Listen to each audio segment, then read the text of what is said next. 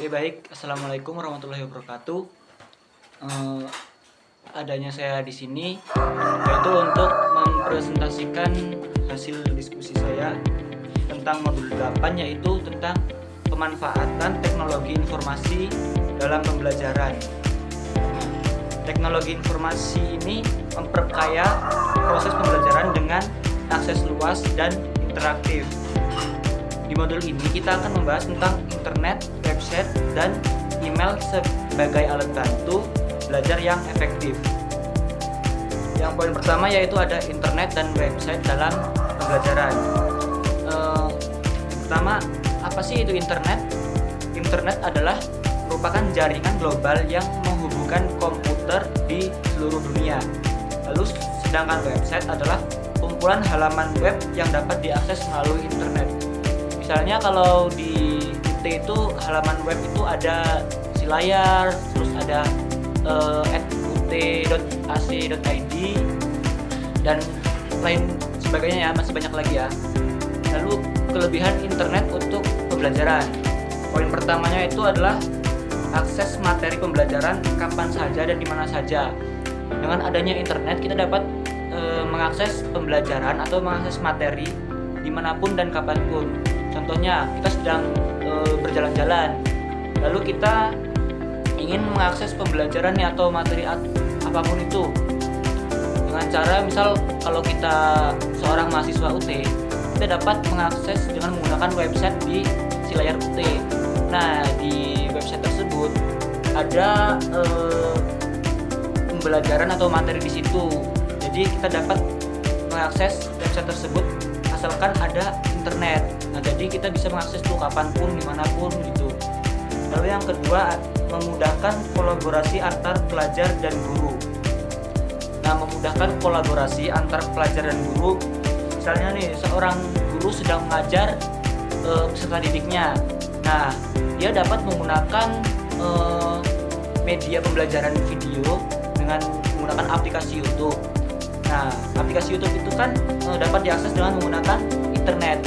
Nah, jadi internet ini dapat memudahkan kolaborasi antar pelajar dan guru. Lalu yang ketiga, mempercepat pencarian informasi terbaru dan terpercaya. Contohnya, kita ingin mencari informasi apa gitu. Kita dapat menggunakan internet dengan cara membuka aplikasi Google. Contohnya kita mau mencari informasi tentang pembelajaran IPA. Nah, di situ kita dapat membuka Google untuk mendapatkan informasi tersebut. Lalu selanjutnya yang kedua ada cara mengakses internet dan browsing di website.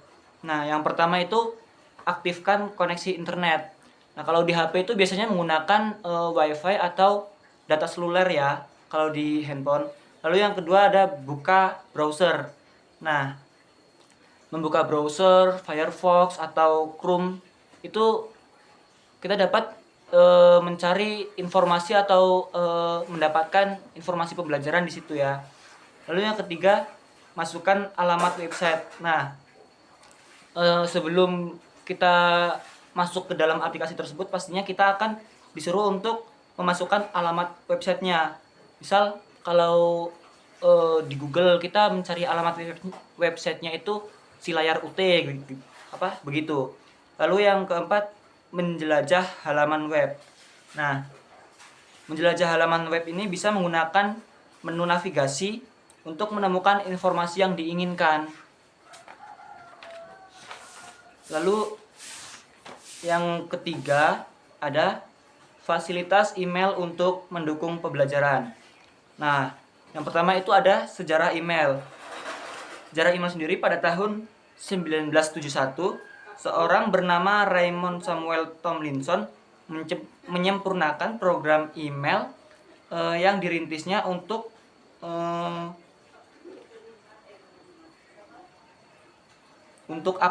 ARPANET ya. Lalu ada sistem penerimaan email. Nah, sistem penerimaan email itu ada dua jenis. Yang pertama dengan POP atau Post Office Protocol. Lalu yang kedua dengan web based email, yaitu email yang dapat dilihat dari website dengan menggunakan teknologi IMAP atau Internet Message Access Protocol. Nah, lalu yang ketiga ada manfaat email dalam pembelajaran.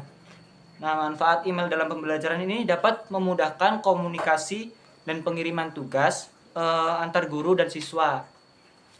Lalu yang keempat, yang terakhir, yaitu ada langkah-langkah membuat dan mengecek email. Yang pertama, membuat alamat email.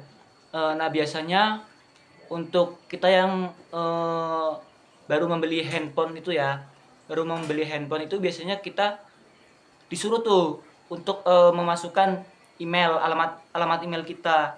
Nah, biasanya kalau pertama kali ingin membuka Google atau YouTube atau aplikasi segala macam itu, kita harus membuat alamat email terlebih dahulu ya.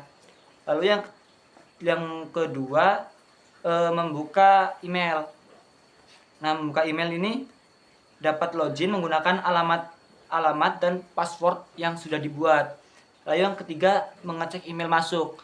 Nah, untuk mengecek email masuk ini kita dapat menggunakan aplikasi Gmail ya.